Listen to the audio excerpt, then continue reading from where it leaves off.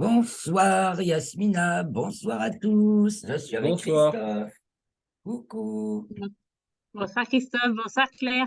Bonsoir Bonsoir Yasmina. Yasmina. Et alors bonsoir tout le monde, bonjour. Ah.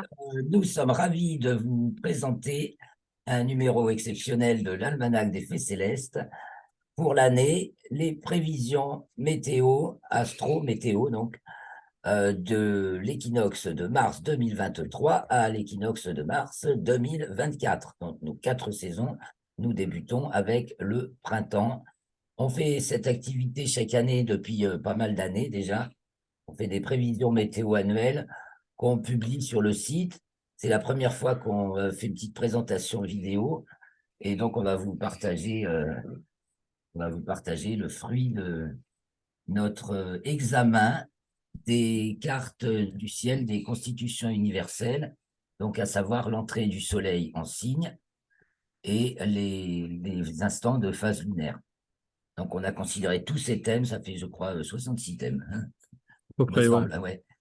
Et à la suite, donc on regarde d'abord les 4 saisons, hein, donc le thème de l'ingresse du soleil en bélier, celui pour le printemps, celui de l'ingresse du soleil en cancer L'été. pour l'été, celui de l'ingresse du soleil en balance pour l'automne et en capricorne pour l'hiver. Comme ça, on a nos 4 saisons.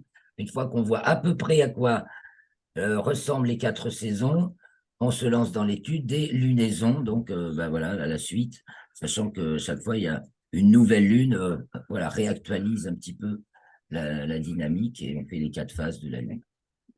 Donc, on va vous partager un petit peu tout ça. Notre résumé, on peut peut-être dire un peu en résumé.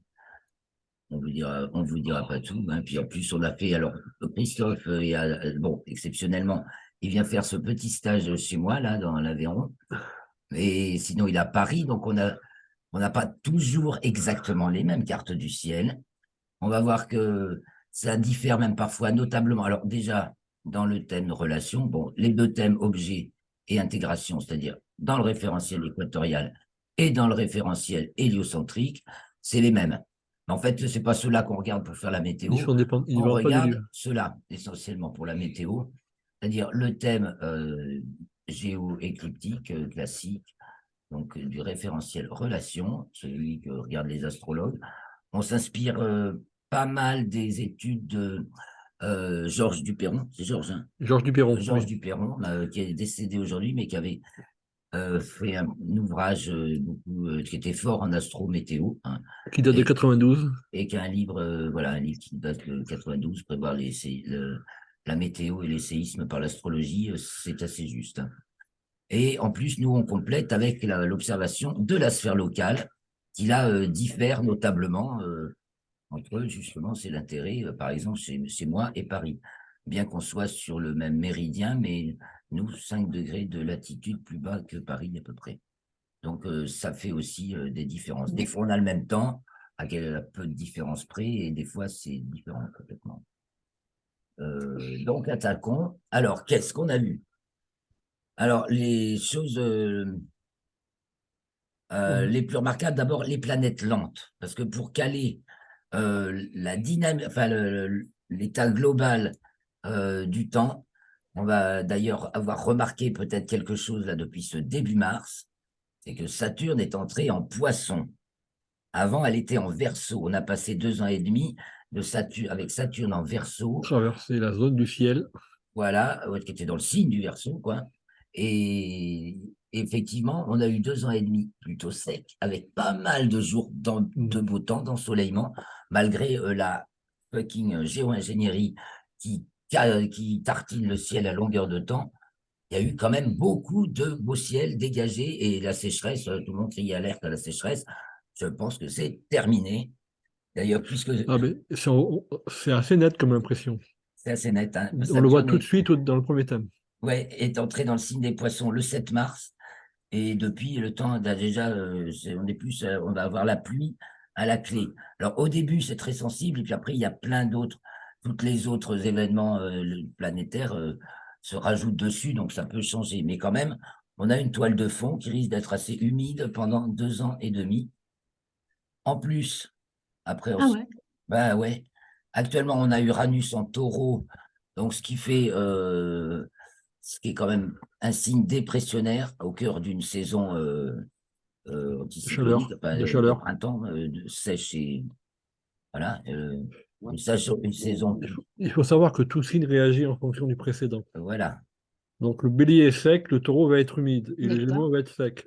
voilà, c'est les signes classiques, masculin, signe sec et féminin, signe humide, de toute façon. Mais le taureau concentre l'énergie sèche, justement. Il la concentre énormément et il dégage de l'humidité autour, si on parle en sec et humide. Et donc, on a dans ce signe, on a Uranus, qui est un grand concentrateur aussi, mais c'est aussi, du coup, euh, ça peut faire très très beau ou très mauvais. Ça peut faire des excès de pluie, mais il va retenir, il retient un peu, il galvanise, c'est galvanisateur d'énergie. Et Uranus, donc en taureau, et Jupiter, pour l'instant en bélier, donc signe sec, mais pas pour longtemps. Et au mois de mai, Jupiter arrive dans le signe du taureau, et il va se rapprocher d'Uranus, il y sera conjoint qu'en 2024, parce qu'il va rétrograder en taureau, donc avec un gros Jupiter en taureau, et on va se retrouver avec toutes nos planètes pratiquement, donc Pluton, Capricorne, Verseau, mais bon, ça se sentira, on fera le bilan dans quelques années. Pour l'instant, là-dessus, Pluton va rester à naviguer entre le Capricorne et le Verseau pendant 2 ans, là, 2 bonnes années. Donc, on peut pas tirer, on peut pas dire De- quelque chose de tranché là-dessus, surtout que justement, selon les systèmes de coordonnées qu'on emploie pour avoir les données, bah, il y en a qui le donnent encore en Capricorne et d'autres en Verseau. Bon, nous, on se fie aux coordonnées apparentes de la date, ce qui semble les plus concrètement logiques, mais rien n'est parfait. Donc, il faut vraiment se donner une grande marge pour Pluton. Il ne faut pas juger Pluton Capricorne. Ça y est, elle passe en Verseau, le temps va changer. Ah non, là, excusez-moi, mais tout faux parce que personne ne peut dire précisément quand Pluton passe en Verseau. Ok. Hein, bon. Et alors, ensuite, nous avons Neptune en Poisson, c'est humide. Saturne maintenant en Poisson, c'est humide. Elles seront conjointes aussi, je crois que c'est en 2025, quand Neptune sera rentrée, et je crois que ce sera en bélier. Oui, en bélier. Oui, oui. Donc, elles vont traverser le signe des poissons, toutes les deux, et ça va comme nous faire un fond un peu humide. Et donc, ensuite, il y a Uranus en taureau et Jupiter, donc il va la rattraper en taureau. Donc, en fait, on a l'impression d'avoir une toile de fond, maintenant très humide. Je pense qu'il n'y a plus nécessité de crier à la sécheresse. Premier point. Alors, comment va être le printemps, comment va être l'été, comment va être l'automne, comment va être l'hiver? Alors, je vais reprendre un peu nos notes aussi quand même. Le printemps est plus arrosé que ce qu'on semblait nous annoncer, hein. Euh, voilà, ça c'est le thème du 20 mars, c'est déjà passé. Et on a bien vu que c'est pas un temps magnifique. Le soleil est entre Mercure et Neptune, c'est un peu affligeant pour le soleil. Et du coup, il donne pas son plein potentiel de chaleur, parce que sinon, il est dans l'axe de chaleur. Donc, il rentre en bélier, normalement, c'est le début du printemps. Vous avez peut-être remarqué aussi que le printemps est arrivé très en retard cette année. Les floraisons, si vous reparez les dates des floraisons, les premières floraisons chaque année, cette année, c'est en retard. La sève de bouleau aussi, elle commence que maintenant. Alors que l'année dernière, c'est fin février que ça a commencé, la sève de bouleau. Donc, il y a un gros décalage de 3 semaines cette année, à peu près, sur le début du printemps. Dans le calendrier chinois, c'est une année double printemps. C'est-à-dire que le premier, c'est pas le bon, c'est le deuxième. Et alors, donc, ce printemps, comment va-t-il être? A priori, pas très, très beau. Donc, ça, c'est le thème de l'adresse bélier. Comme les chameaux. C'est tous. La nouvelle lune qui suit presque aussitôt, donc, quand la nouvelle lune est dans le premier degré du signe du bélier. Et donc, on a vu que ce temps n'est pas terrible. Neptune au descendant, c'est médiocre, c'est plutôt tendance humide, pluie. Et ça, c'est dans l'axe des précipitations, donc Vénus et Uranus. Uranus n'empêche pas les précipitations, il pleut quand même. Le premier quartier, le 29, c'est pas mieux, pratiquement. Le beau temps est au fond du ciel, il n'arrive pas à sortir, l'ascendant Capricorne, l'axe Taureau, le Scorpion, là. Et puis, Lune, Mars en Cancer. Mars vient d'entrer en Cancer, ça nous rajoute. Allez, on va prendre encore une grosse douche. Ça va se sentir, parce que le Cancer, c'est des gros paquets, là. Pas de la Mais pas petite durable bruine. et pas trop sur. C'est des gros orages. Donc ça Alors, n'empêche pas pas le beau encore, temps. ce sera Lune, Mars, c'est pas des gros orages en Cancer, mais on va les voir arriver, les orages. Et on a Mercure, Jupiter, là, conjoint. Donc, et effectivement, ça peut déjà signer des excès éventuellement de température, mais là, on est plus dans l'eau. Alors, je peux lire un peu les notes qu'on a pris, hein. Mais j'ai partagé l'écran là. Je suis en train de me demander. Non. Ah bah tiens, alors je le fais. Parce qu'en plus, il y a écrit Yasmina en gros, puis on ne te voit pas. Et alors, ça fait un grand écran noir. Je partage l'écran. Je montrais le thème du bélier, mais voilà, tu l'as pas vu. Nul ne l'a vu encore. Donc, je me remets sur les thèmes d'abord. Voilà. Non, c'était déjà au dernier, au 29. Mais bon, on va aller plus loin. On va essayer. Ah, bien. Voilà. On l'a déjà commenté, celui-là, dans les En politique. commentaires astrologiques hebdomadaires. Et oui, on pourrait faire. Bon, pour la politique, on en reparle dans les chroniques hebdomadaires, donc c'est différent. La météo, là, on fait une prévision globale sur l'année. Évidemment, on rentrera dans le détail. Et puis, on s'est peut-être trompé, hein. Il y a des fois, on se demande. Donc, il peut y avoir plusieurs options. Donc, ça, c'était la nouvelle lune du 21 mars. Donc, temps médiocre, je dis, Neptune au descendant, variable. Et puis, ça va encore, mais ensuite, on a Mars qui rentre en Cancer le 27. Et donc, le premier quartier, Médiocre et venteux quand même. et venteux, c'est pas faux. Oui, Oui. il y a, Et venteux, hein. et oui, les vents, on les voit dans l'axe 3-9. Et donc, il peut y avoir gros vent, parce que voilà, Vénus met plutôt de la douceur, mais demi-carré Mars. C'est un peu, oui, ça peut faire des bourrasques renversantes, hein, et c'est ciblé, mais ça peut être gros. Et là aussi, ça nous reparle de bourrasques qui est possible, ou d'Abadou. Alors, je continue, la pleine lune du 6 avril, donc qui précède le dimanche de Pâques, risque de voir la France, un épisode assez majeur dans l'histoire de France, mais alors là, on en reparlera. On attend de voir, oui. Et donc, c'est pareil, le temps n'a pas l'air terrible, hein. Quoique, il va peut-être faire une surchauffe, la Lune en balance, opposée à une exagération, là, donc Soleil-Jupiter. C'est le moment de la conjonction de Jupiter au Soleil. Mais qu'est-ce qu'on a dit pour cette... je reprends un peu mes notes. Qu'est-ce qu'on a dit? Donc, nouvelle Lune 23. Pluton en bas, chaud. Non, en pas chaud, d'accord. Lune balance opposée Soleil, Jupiter, coup de chaud et beau temps.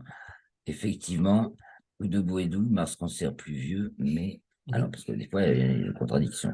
Je reviens Non, sur le thème. ouais. Mais effectivement, on voit un coup de chaud et ça peut entraîner de l'orage. Ça commence. Ça peut déjà peut-être être orageux.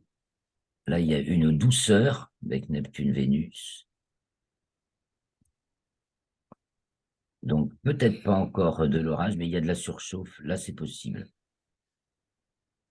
Une question de thermomètre, c'est possible. Mais il se peut que ce soit arrosé.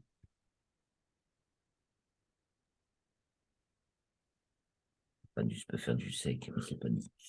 Donc, dernier quartier. Donc, globalement, en fait, on a un printemps assez arrosé. Avril, c'est moche. Là, le ciel est assez glauque. Hein, on voit le plafond, là.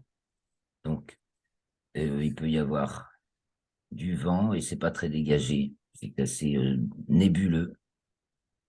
Il peut tomber peut-être des grêlons, on avait dit. Hein. Bon, alors ne traînons pas trop surtout. On va voir les saisons.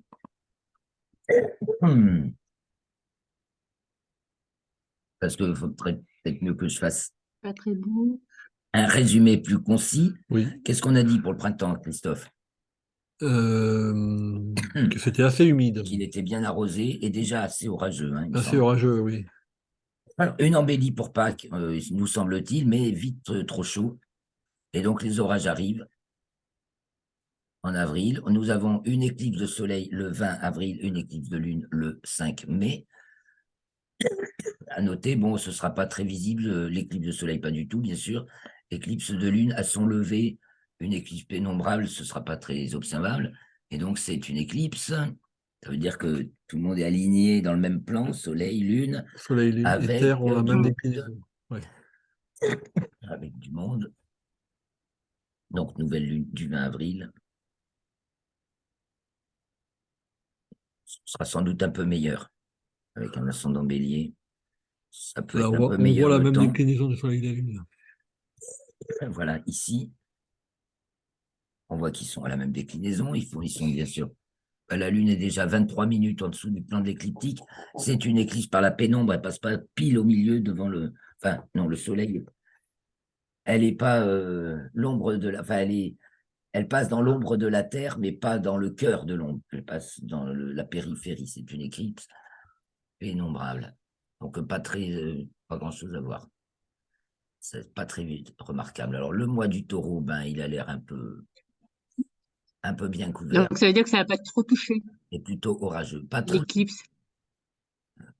Ça va pas toucher la France. Ah, ben, Ah, particulièrement pas cette éclipse. Elle a lieu de toute façon le 20 avril, donc on a dit, juste avant que le soleil entre. Mm.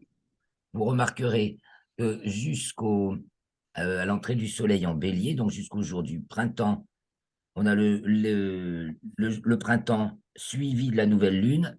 Là, on arrive en taureau. À partir de là, la nouvelle lune se produit avant l'entrée du soleil dans le signe, et puis ça va se décaler. Après, à la fin de l'année, c'est la pleine lune.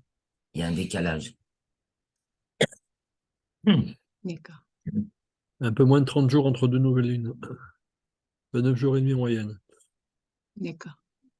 Donc, on a une situation Ok. qui dure, un ciel plutôt sombre. Un ciel plutôt sombre, plutôt couvert. Voilà, et des températures assez chaudes. Ça risque même d'être C'est dû à Neptune. pour la. Comment? Quand tu disais que le temps était assez sombre, est-ce que c'est dû à la planète C'est Neptune qui Saturne, est en Poisson? surtout Saturne qui nous fait une couverture. L'axe Oui, 4-10, Saturne, je veux dire, c'est Saturne. le plafond. Oui, oui. Le plafond Mm. est chargé, il est Saturne, je veux couvert. dire. Il y a des stratus. Ça signifie beaucoup des stratus gris et plutôt sombres. Bon, D'accord. ensuite, bon, soleil de Taureau, donc on va s'attarder un peu trop sur le printemps, mais bon, on sera plus bref sur les autres saisons. Premier quartier, le 27, la lune est la température risque de monter, hein, ça va chauffer un peu, ce qu'on avait dit, et la pleine lune du 5 mai, et donc c'est là une éclipse de lune, l'autre c'est une éclipse de soleil, hein, le 20. Donc, on en est on est en conjonction inférieure de Mercure aussi, euh, c'est plutôt rafraîchi, C'est plutôt plutôt beau, assez parfois orageux. Alors des écarts, je crois que c'est surtout les grands écarts une température. de température. Là, il y a de l'exagération, hein, c'est Jupiter ici, bon, Pluton au fond du ciel. Alors, je méfie en météo, hein, soit ça inverse la signification.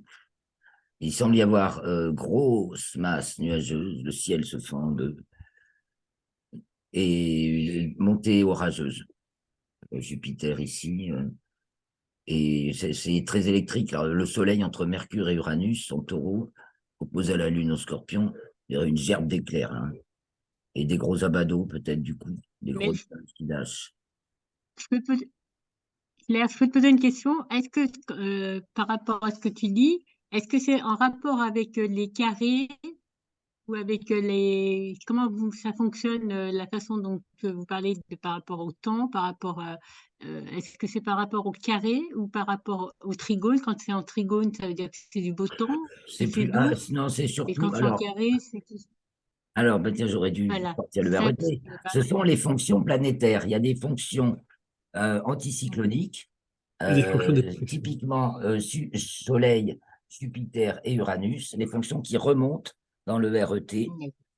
Il y a des fonctions Dépression. typiquement dépressionnaires, à savoir Mercure, Saturne et Pluton, celles qui descendent, encore que on peut les considérer neutres, Soleil, Pluton, et donc des fonctions neutres, qui sont la Lune, Soleil, Mars et Pluton, qui peuvent être surtout marqués par le signe, du coup. Donc, on joue, il y a les D'accord. signes, plus et moins, enfin, pareil, sec et humide, hein, on va dire. Et puis, les fonctions planétaires. Les aspects. Et ensuite, les aspects. C'est-à-dire que quand c'est des aspects tensionnels, il va y avoir de l'exagération.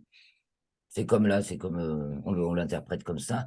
Et quand ce sont des aspects harmoniques, au contraire, bon, ça se marie bien, ça se tempère, ça se coudifie. Voilà le principe c'est un peu le principe d'analyse là. Et donc, ça nous montre que cette éclipse de lune, elle se passe au lever de la lune. Effectivement, on l'aura un peu elle sera observable. La lune n'est pas encore levée à l'heure de la centralité de l'éclipse. Ça veut dire que la fin de l'éclipse pourra être observable à son lever, mais il y aura vraiment, ce ne sera pas très remarquable. Donc, on va rester sur un temps assez humide, hein, en mai. Les seins de glace, tiens, 12 mai, on est dans les seins de glace. C'est autour de Ça va nous. y glacer et fera peut-être un peu moins chaud, effectivement. C'est possible. Et traditionnellement, enfin, naturellement, du fait qu'on est en milieu de saison de printemps, hein, c'est à peu près à ce moment-là, et ben, le principe même du taureau, il y a le dernier rappel de froid au cœur de la saison du taureau, comme on a au cœur de la saison du Verseau, un premier rappel de chaud. C'est pour ça que souvent, quand même, il fait beau au Verseau. Pas encore très chaud, mais c'est les prémices du printemps. Et puis, au taureau, au contraire, on a un dernier rappel de froid. Après, au milieu de l'été, on a le début de la saison des orages, généralement vers le milieu de l'été, donc ça rafraîchit. Et au milieu de l'automne, on a l'été de la Saint-Martin, au milieu de l'automne, où c'est un dernier rappel de chaud. Il y a toujours ce fonctionnement de l'induction dans les signes fixes de milieu de saison, où il y a une légère inversion. Donc, il n'est pas impossible, apparemment, c'est un peu confirmé là par les thèmes, qu'il fasse un peu plus frais, mais de toute façon, ça risque d'être surtout humide aux alentours de mi-mai. Et ça continue. Et alors, on a vu, alors je regarde un peu parce que là, je repasse vite, mais on se met plutôt chaud, orage.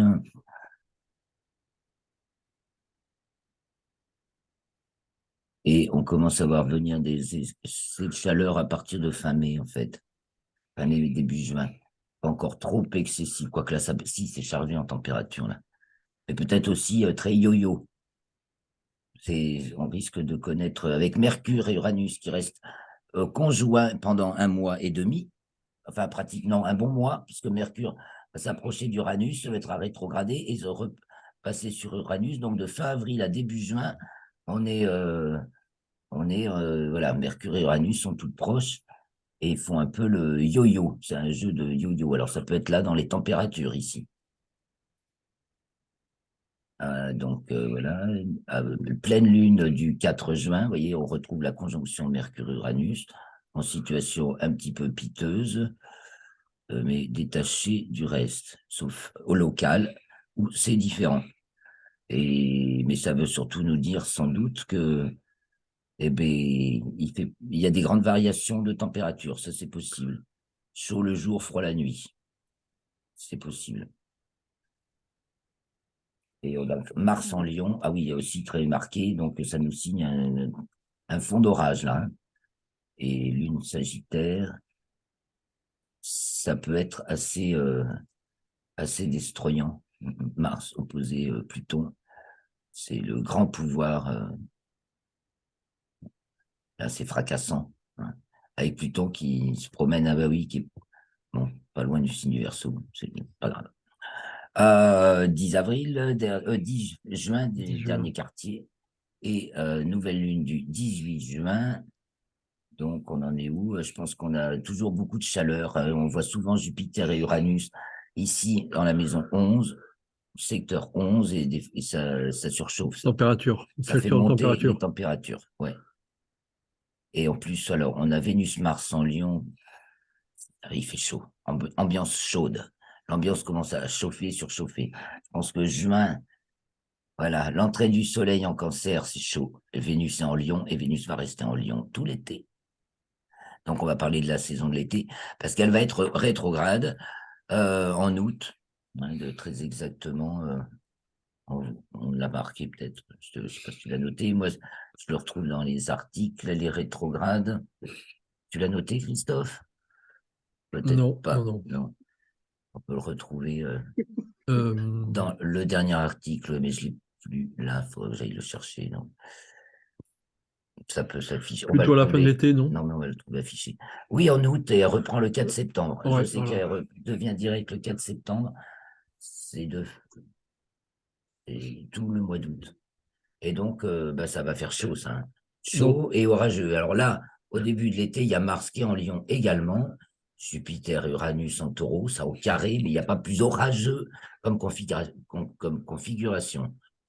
Il y a aussi que les cœurs enflammés et galvanisés. Tu vois, je pense que on verra ça aussi puis dans l'ambiance autour de nous et du pays, etc. Il va y avoir une mobilisation générale, hein. Jupiter, Uranus se rejoignent en Taureau.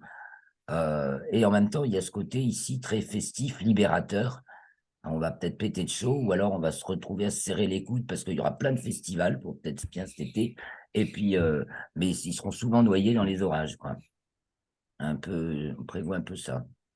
Alors, pour être un peu plus bref, on va dire, en bref, pour l'automne, et alors peut-être quand même un peu oui, plus vite on a l'été. remarqué aussi que la deuxième partie de l'été serait quand même bien plus froid. Oui, c'est le début, hein, de mi-juin à mi-juillet, il y a peut-être 5 semaines où on risque d'avoir très, très chaud.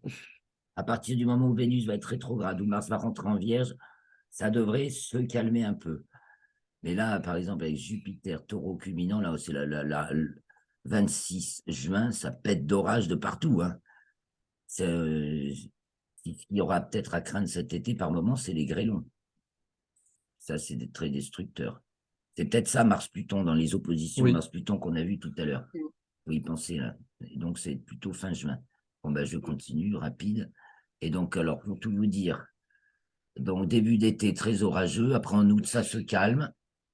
Il y Donc, aura de l'eau, on ne manquera pas d'eau, donc, puisque ouais, on manque les pas d'eau. orages ne devraient pas être secs, hein. Entrée du soleil en Lion, Vénus au fond du ciel en Lion. L'automne va Alors, être chaud jusqu'au début de la moitié de l'automne, et hein. puis froid après. Et puis après, ce sera Donc, ça va être le contraire. ouais. Le début de l'automne, alors j'en suis au 22 septembre, 23 septembre, Soleil Balance, c'est tranché, hein. Soleil Balance en 12, opposé Neptune, ascendant Balance, avec un grand cerf-volant. Et puis ascendant Balance avec Ouais, Mars. il est joli. Et il nous a bien semblé, en étudiant les thèmes, que jusque fin octobre, 20 octobre Fin à peu octobre, près, il oui, faisait un peu trop chaud pour la saison. On avait encore et peut-être un regain de chaleur. Septembre sera peut-être un peu moins chaud, oui. mais que après glagla. Et puis c'est glagla humide. Et puis jusqu'à le printemps prochain, Ah oui, le euh, froid semble on s'installer là. risque, on risque d'avoir du Et, froid et de l'humidité après. sans doute Donc de la jusque neige là, c'est chaud. Non, non, non, de novembre. en hiver. Fin novembre, ou plutôt décembre, vraiment la neige. Donc Oui, non, mais 14 au octobre, cours de nouvelle l'hiver, je veux dire. lune. 22 octobre, Soleil Scorpion. Donc là, il y a peut-être encore un regain de temps potable, hein, ou beau temps, ascendant Bélier, hein. C'est variable, hein, mais c'est quand même pas top. Et puis, Vénus en Vierge, un peu frileuse, mais sa petite laine, et des fois, il y a des petites averses. Euh, donc, pleine lune, 28 octobre. Et donc, allons jusqu'à l'hiver, parce que sinon, ça passe vite, hein, plus qu'on avait prévu. Soleil Sagittaire. Les ingresses de Soleil sont souvent l'ascendant Bélier. Donc, il peut y avoir de temps en temps un petit regain de beau temps, mais là, ça aussi, c'est orageux. Je pense, Soleil-Mars, opposé Uranus. Mais non, c'est sec, en fait. À ce moment-là, c'est sec. Début l'automne, fin d'automne, plus sèche Oui, quand même. en Hein. plus, ça, L'automne assez sec, globalement. Froid, peut-être de la neige à partir de décembre, hein, ce qu'on a oui, vu. oui, c'est surtout début, 27 novembre, ça va encore. Il début fait pas chaud, 2024, moi, je mais dirais. c'est plutôt c'est froid là. Là, c'est froid et sec. C'est pas très chaud. Et non, à partir de décembre, on a vu arriver de la neige là. Euh, Donc, il y aura un vrai hiver. et ça devrait. Bon, alors, faut savoir que chaque année, on exagère. Hein. Bon, Ah oui, mais on se trompe pas trop sur le déroulement. Mais à chaque fois, on dit, il va faire grand froid. Bon, grand maximum -10, le plus grand pic de froid. Ou les chaleurs, c'est vrai que quand il fait chaud, il fait il faut chaud. dire qu'on voit beaucoup de thèmes et donc on a un peu. Et puis alors, à la fin, oui, on en a tellement vu qu'on s'est Il y a un effet fatigue. brouillage. Alors, on essaie, mais on Oui. les a fait en plusieurs étapes. Quand même, on peut retenir ces grandes lignes. Donc là, un temps médiocre ou neigeux, froid, tendance froide. Puis là, ça tire vers le bas. Ça devrait commencer à être assez froid. À ce moment-là, 12 décembre, nouvelle lune. Et après, ça tire carrément vers le bas. Là, à partir de là, 19 décembre, premier Oui, quartier. 2024, oui, surtout. Non, et encore 2023. Oui. L'hiver, soleil Capricorne. Donc, l'entrée du soleil en Oh, Capricorne. il y a- tout est dans signe d'hiver quasiment. Oui, déjà. Déjà. Et puis un signe Sauf les humide. planètes lentes. Et c'est pas un signe dépressionnaire. Donc, c'est froid et humide, voilà, globalement, ce qui nous semble. Et ça va durer, malheureusement, pratiquement jusqu'au printemps. On attend on aura le beau mois du Verseau comme cette année, poète. Hein. On ne devrait pas l'avoir l'année prochaine. On aura peut-être, On là, c'est pareil, c'est assez pourrait avoir humide. des vagues de froid. Oui, alors vague de froid, début janvier, aux dates un petit peu habituelles. Après, s'il fera moins froid, en fin janvier, il fait moins froid normalement. Et voilà, seulement le soleil en Verseau cette année, avec Saturne Poisson, ça va pas faire pareil. Saturne Verseau, ça fait du sec, ça prolonge même le beau temps pas mal. Saturne Poisson, ça va bien réhumidifier, ça devrait bien remplir les nappes phréatiques, ce qui fera du bien. La Terre en a besoin. Voilà, c'est normal. Mm. Oui, c'est ça. Hein. Bon, nous, on trouvera que le ciel est un peu triste, peut-être par moment. Et puis peut-être que les choses vont finir par pourrir, c'est ça l'ennui. Et donc, pleine lune du 25. Alors peut-être fin janvier, ça se réchauffe un peu quand même. Hein, il y aura peut-être quand même de temps en temps un peu de beau temps, mais parce que cette concentration anticyclonique Jupiter-Uranus peut aussi converger de temps en temps pour nous faire du beau temps, pour de vrai. Et puis, mais sinon, ça peut abonder aussi dans les grosses chutes d'eau. Voilà. Mais bon, le principe Ou de neige. du taureau, ou même de neige éventuellement. Alors là, il y a un redout. Hein, début janvier, il fait bien froid, il semble qu'il y ait de la neige dès mi-décembre. Là, ça c'est le 2 février, il fait encore pas chaud là.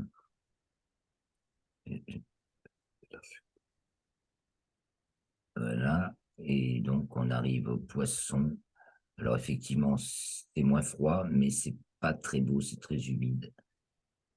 Et on a l'impression il y a une corruption dans les choses naturelles de la vie, enfin Vénus-Mars. Voilà. Et donc, nous arrivons, et puis pas de grand beau temps qui s'annonce vraiment.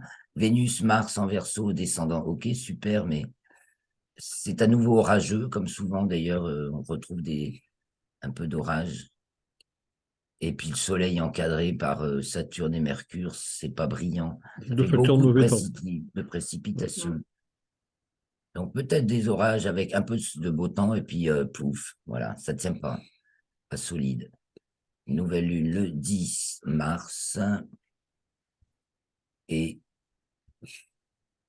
premier quartier le 17 mars. Le printemps n'a pas l'air de décoller vraiment avec Pluton ascendant en 12. Jupiter et Uranus sont bien faibles en 3, mais bon, ils sont.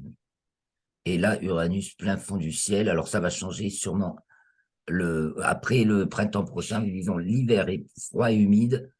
Le printemps pourra peut-être être meilleur, Ah, ça a l'air plus parce chaud. qu'en plus, Jupiter va joindre Uranus. Uranus sans tarder. D'ailleurs, ça vient de se faire le 7 mars 2024, bien sûr, en héliocentrique. Ben voilà, on a fait le tour. Alors, j'arrête peut-être le partage ou pas. Ben, attends. En tout cas, c'est un premier.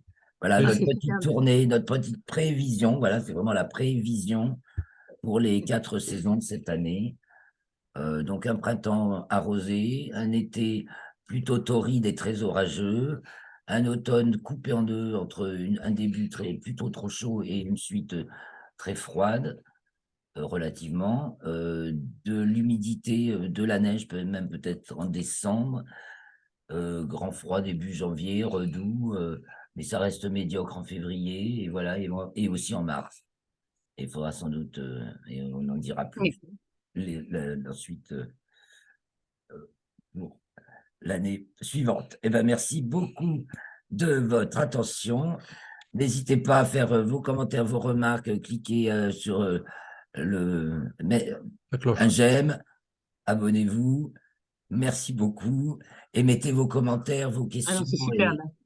Et puis, suivez-nous dans les bulletins hebdomadaires parce qu'on reparle un petit peu de météo à chaque semaine. Donc, merci beaucoup et bonne année, météo. Et sortez votre parapluie cette année. À À bientôt. bientôt.